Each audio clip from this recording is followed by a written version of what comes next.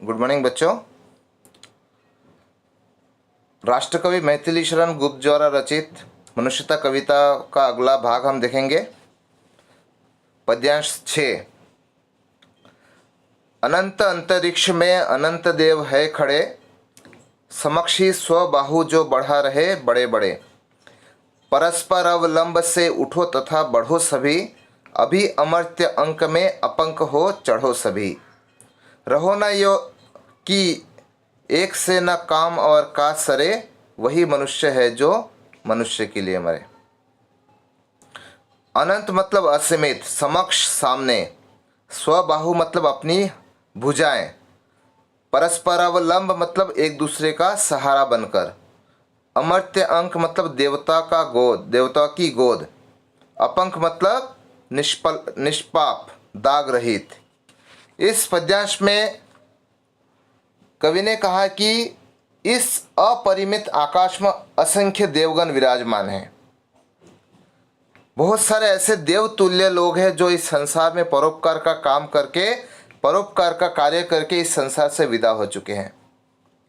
उन्होंने अपने महान कार्यों से देवताओं के समान स्थान पाया है। वे अपने हाथ बढ़ाकर उदार हृदय, दयालु और परोपकारी मनुष्य के स्वागतार्थ खड़े हैं। इसलिए तुम परस्पर एक दूसरे के सहयोग से उन ऊंचाइयों को प्राप्त करो, एक दूसरे की सहायता करके उन ऊंचाइयों तक पहुंचो। परोपकार के लिए जीने वाले देवता तुल्य लोग की इस दुनिया में कमी नहीं है। कितनी ऐसे देवों से इतिहास भरा पड़ा है। देवता भी मनुष्यों को परोपकार, करुणा, दया और मनुष्यता का जीवन जीकर अपना उत्थान करने की सीख दे रहे हैं। ऐसे व्यक्ति स्वयं में देवता हो जाते हैं, एक देवता तुल्य हो जाते हैं, देवताओं के समान हो जाते हैं, जो दूसरों की पीड़ा को समझे, दूसरों का उपकार करें, दूसरों के लिए अपना सर्वस्व अर्पित कर दे, सर्वस्व बलिदान कर दें। उन्होंने कहा कि तुम इस तरह का पवित्र मन बने रहो, अपने आप को पवित्र बनाए रखो, ताकि तुम्हें देवताओं की गोद में स्थान मिले, ताकि देवता स्वयं तुम्हारा स्वागत करें, देवता स्वयं तुम्हें अपनी गोद में जगह दे। बच्चों, देवताओं की गोद का तात्पर्य स्वर्ग से है। इसलिए कहा कि तुम इस तरह का कर्म करके उस लोक को प्राप्त कर जाओ जहां पर हजारों बाहु जो हैं, जो तुम्हें आगे बढ़ा रहे हैं, तुम्हें हाथ दे रहे हैं, ताकि तुम उनका सहारा बन करके सामने आओ, तुम उनका सहारा लेकर स्वर्ग की ओर चले जाओ। और तुम अपने आप को इस तरह से कर्म में बांधे रखो ताकि हमेशा तुम्हारा मन जो है हमेशा निर्मल बने रहे। और आगे कहते हैं, इन्हीं गुणों के माध्यम से हम जीवन को उत्कृष्टता को प्राप्त कर सकते हैं, जीवन को सबसे ऊंचा उठा सकते हैं। हमारे जीवन का उद्देश्य दूसरों का कल्याण करते हुए स्वयं अपना उद्धार करना होना चाहिए। तुम इस तरह मत जियो कि एक दूसरे के किसी काम ना आ सको। ऐसे जीवन का कोई अर्थ नहीं जो दूसरों के काम ना आए। इसलिए उन्होंने हमें सीख दी है कि एक दूसरे का सहारा बनो और आगे बढ़ो। क्योंकि इस तरह अकेलेपन का जीवन मत जियो। अकेलेपन का जीवन जीने से सिर्फ अपना ही भला होगा, परंतु इस तरह का जीवन बिताओ ताकि तुम्हारे कारण किसी अन्य का भला हो, तुम्हारे कारण तुम जो है दूसरों के सुख के लिए कारण बनो। इस तरह से जो भी जीवन जीता है वही मनुष्य कहलाने का अधिकारी होता है, वही मनुष्यता की कसौटी पर खरा उतरता है। बच्चों, उनका अगला पद्यांश देखते हैं।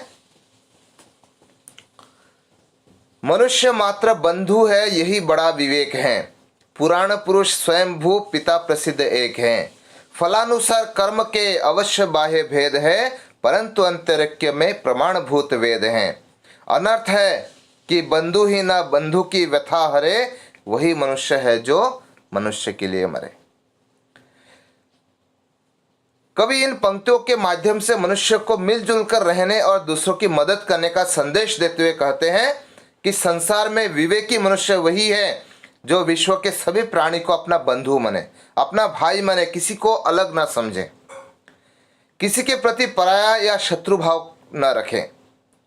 मनुष्य की सफलता का सबसे बड़ा प्रमाण यही है कि इन सबको जन्म देने वाला ईश्वर एक ही है, कोई अलग अलग नहीं है।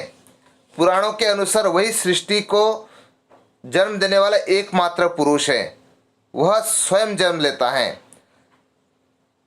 आगे कहते हैं कि यह संसार जो है कर्म फल के अनुसार विविध रूप है, अर्थात लोग जैसे जैसे कर्म करते हैं उन्हें वैसा वैसा रूप प्राप्त होता है, परंतु मूल रूप से आत्मा से सभी एक ही है। एक ही चेतना, एक ही प्राण और एक ही ईश्वर में समाया हुआ है। और इसका सबसे बड़ा प्रमाण जो है वेद है। वेदों में जो बातें कही जाती है वो कभी कोई उसे झुटला नहीं सकता। वेदों के एक एक शब्द जो है पत्थर की लकीर के समान होते हैं। तो वेदों में लिखा है कि हमें जन्म देने वाला जो है ब्रह्मा, इंसान का जन्म ब्रह्मा से हुआ है, ताकि वो एक ही पुरुष है जिसे हम सब जिन्होंने हम सबको जन्म दिया, हम सबको इंसान में परिणत किया है। कहा कि जब हम एक ही पिता की संतान हैं तो अलग अलग कैसे हुए। अब उन्होंने उसका राज भी बताया है कि हमारे अलग अलग स्थान पर होने का कारण क्या है। वह कारण है हमारे द्वारा इस संसार में किया जाने वाला कर्म, क्योंकि कर्म के आधार पर ही इंसान को फल की प्राप्ति होती है। जो जैसा कर्म करता है वह उसे वैसा वैसा स्थान मिलता जाता है। जिसने अच्छा कर्म किया उसे अच्छा स्थान मिला, जिसने बुरा कर्म किया, पाप कर्म किया, उसे बुरा स्थान मिला। इसलिए हमें अलग अलग तरह के इंसान दिखाई देते हैं, प्राणी दिखाई देते हैं, जो अपने कर्मों के कारण ही अलग अलग स्थान पर बटे हुए हैं। परंतु आंतरिक दृष्टि से सभी एक है, समान है। स्वयं वेद जो है इस आंतरिक एकता के साक्षी है। अतः संसार में यह सबसे बड़ा पाप है कि कोई व्यक्ति अपने बंधु का कष्ट न हरे, क्योंकि हम जब एक ही पिता की संतानें हैं तो हम एक दूसरे के बंधु ही हुए। इसलिए हमें एक दूसरे का कष्ट मिटाते हुए आगे बढ़ना है, एक दूसरे के कष्ट को दूर करना है। कभी कहते सच्चा मनुष्य वही है जो दूसरों की पीड़ा मिटाए, दूसरों के कष्ट मिटा करके स्वयं भी आगे बढ़े। हम सब एक दूसरे के भाई बंधु होने के नाते एक दूसरे के कष्ट को मिटाना हमारा कर्तव्य है। तभी हम एक ही पिता की संतान होने को सार्थक करते हैं। इसलिए कवि ने कहा है कि हमें मनुष्य बनना चाहिए और मनुष्यता की कसौटी पर खरा उतरना चाहिए। बच्चों, उनका अंतिम पद देखते हैं, अंतिम काव्यांश देखते हैं। चलो अभिष्ट मार्ग में सहर्ष खेलते हुए, विपत्ति विघ्न जो पड़े उन्हें धकेलते हुए। घटे ना हेल मेल, हाँ बढ़े ना भिन्नता कभी, अतर्क एक पंथ के सतर्क पंथ हो सभी। तभी समर्थ भाव है कि तारता हुआ तरे, वही मनुष्य है जो मनुष्य के लिए मरे। इस काव्यांश में राष्ट्र कवि जी कहते हैं कि एक दूसरे की बाधाओं को दूर करते हुए आगे बढ़ने के लिए प्रेरित किया है। सबका अभिष्ट मार्ग होना चाहिए। अभिष्ट का अर्थ है अपना इच्छित मार्ग, अपनी इच्छा अनुसार अपनी मंजिल को चयन करना, अपनी मंजिल तक बढ़ने के लिए खुद राह चुनना और इस रास्ते पर चलते हुए संघर्षपूर्ण जीवन व्यतीत करते हुए अपने लक्ष्य पथ की ओर आगे बढ़ते रहने की प्रेरणा दी है। कवि कहते हैं तुम जीवन में जिस मार्ग पर चलना चाहो चलो, हंसी खुशी से चलते चलो, आगे बढ़ते चलो, कभी इस रास्ते पर रुकना नहीं है। रास्ते में जो भी मुश्किलें आती है, जो भी विपत्ति आती है, जो भी कठिनाई आती है, उन कठिनाइयों को धकेलते हुए, उन कठिनाइयों का सामना करते हुए आगे बढ़ो। विपत्ति विघ्न जो पड़े उन्हें धकेलते हुए। हमारे सामने कितनी भी मुश्किलें आएगी बच्चों, जन्म लेने से मृत्यु तक हमारे जीवन में कई मुश्किलें आती हैं। जीवन के हर एक पड़ाव में हमें मुश्किलों का सामना करना पड़ता है, परंतु हम उन मुश्किलों का सामना बड़े धैर्य के साथ करते हैं।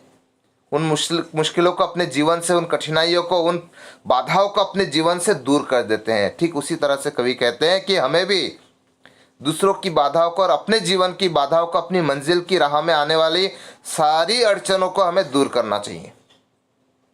परंतु एक बात ध्यान रहे, आगे बढ़ने की इस होड़ में, आगे बढ़ने की इस प्रतियोगिता में, हमारी राह में हमारे जो मित्र हैं, कभी भी उनके साथ हमें मनमुटाव नहीं होना चाहिए। कभी भी हम में जो मित्रता की भावना है, ये एक रहने की जो भावना है, वो कभी समाप्त नहीं होना चाहिए। घटे ना हेल मेल, हा बढ़े ना भिन्नता कभी। कहा कि हमें कभी हेल मेल नहीं घटना चाहिए, कभी भी हमारे मेल जोल में कमी नहीं आना चाहिए, और ना ही कभी हमें मनमुटाव होना चाहिए, भिन्नता आनी चाहिए, डिफरेंसेस आने चाहिए। हम एक होकर आगे बढ़ने की हमें प्रेरणा कवि ने दी है। आगे कहते हैं, अतर्क एक पंथ के सतर्क पंथ हो सभी, का इसमें कोई दो राय नहीं है, तुम एक ही राह पर चलने वाले सतर्क साथी हो। तुम अलर्ट हो हर मुश्किलों के लिए, तुम अलर्ट हो अपनों का साथ देने के लिए, तुम सतर्क हो अपनों का साथ देकर आगे बढ़ाने के लिए। इसलिए कवि को इस बात से कोई शंका नहीं है कि तुम एक दिन ज़रूर आगे बढ़ोगे, क्योंकि तुम बिल्कुल अपने मंजिल की ओर बढ़ने के लिए सतर्क राही हो। तभी समर्थ भाव है कि तारता हुआ तरे, वही मनुष्य है जो मनुष्य के लिए मरे। कहा कि समर्थ भाव, सबसे अच्छा भाव क्या है कि अपना भी उद्धार करे, अपने को भी मंजिल की ओर बढ़ाए, और साथ में दूसरों की मंजिलों को पार करने के लिए, मंजिल प्राप्त करने के लिए उसका साथ दे। केवल अपना साथ देना इंसानियत नहीं है, अपितु अपने साथ साथ दूसरों को भी आगे बढ़ाना, अपने हित चिंतन के पहले दूसरों का हित चिंतन सोचना, यही मनुष्यता की कसौटी है। और जो भी इस कसौटी पर खरा उतरता है वही मनुष्य कहलाने का अधिकारी है। कवि ने इस कविता के माध्यम से मनुष्यता की कसौटी ही बदल दी है। उन्होंने कहा है कि मनुष्य वही है जो दूसरों के लिए जिए और मरे। उन्होंने कहा है कि मनुष्यता की कसौटी पर वही खरा उतरता है जो सिर्फ अपना नहीं, दूसरों का भी हित चिंतन करे, दूसरों के लिए भी अपने सब कुछ अर्पण कर दे। उन्होंने कहा कि मनुष्य जो है, संसार में कोई भी व्यक्ति पराया नहीं है। मनुष्य का मानवतावाद का पक्षधर होना चाहिए। सब मनुष्य भाई भाई है। प्रत्येक मनुष्य के प्रति यही दृष्टिकोण उसकी विवेकशीलता का परिचायक है। कवि ने सर्वधर्म समभाव की चेतना को उभारते हुए सृष्टि को ईश्वर की संरचना माना है। मनुष्य को अपने अपने कर्मानुसार विभिन्न जीवन व जन्म मिलते हैं। बाह्य रूप से इस कर्मफल की विभिन्नता के दर्शन होते हैं, परंतु प्रत्येक प्राणी में उस परमपिता परमेश्वर का अंश विद्यमान होता है। इसलिए हमें हमेशा दूसरों के लिए जीना और मरना चाहिए। परोपकार, दयालुता, उदारता आदि गुण जीवन को सार्थक बनाने में सक्षम है। दूसरों के हित चिंतन अपनों के हित चिंतन की तरह ही महत्वपूर्ण होना चाहिए। हमें केवल अपना हित चिंतन नहीं देखना चाहिए, बल्कि अपने साथ साथ दूसरों का भी भला सोचना चाहिए। मनुष्यता कविता के माध्यम से कवि ने मानवता, प्रेम, एकता, दया, करुणा, परोपकार, सहानुभूति, उदारता का संदेश देना चाहा है कि प्रत्येक मनुष्य में ये गुण होने चाहिए। मनुष्य को स्वार्थपूर्ण जीवन न जीकर दूसरों के लिए जीना चाहिए। उसे मृत्यु से भयभीत नहीं होना चाहिए। जीवन को परोपकार के कामों में लगाना चाहिए। पशु प्रवृत्ति से बचकर रहना चाहिए। कभी भी अहंकार नहीं दर्शाना चाहिए। जीवन में ऐसे कार्य करने चाहिए ताकि लोग मरने के बाद भी आपको याद करें। स्वयं आगे बढ़ने के साथ साथ दूसरों को भी आगे बढ़ना चाहिए। मानवता में विद्यमान वे गुण जिनके कारण मनुष्य मनुष्य कहलाता है। इस कविता में हर शब्द में मानवीय गुणों का वर्णन किया गया है। कविता के प्रत्येक शब्द में मनुष्यता की गूंज है। मनुष्यता मानव से प्रेम करना, आपसी एकता व भेदभाव को मिटाकर एक रूपता का जीवन व्यतीत करना सिखाती है। सभी को हृदय में एक दूसरे के लिए दया, करुणा, त्याग, बलिदान और सहानुभूति के भाव रखना सिखाती हैं। कविता में कवि ने अपने विचारों को सार्थकता देने हेतु दधीची, कर्ण, रंतिदेव, उशीनर और महात्मा बुद्ध आदि के उदाहरण दिए हैं, जिन्होंने अपना जीवन दूसरों के लिए जिया है। इस तरह से कवि ने मनुष्यता कविता के माध्यम से मनुष्य को सार्थक करने की बात कही है।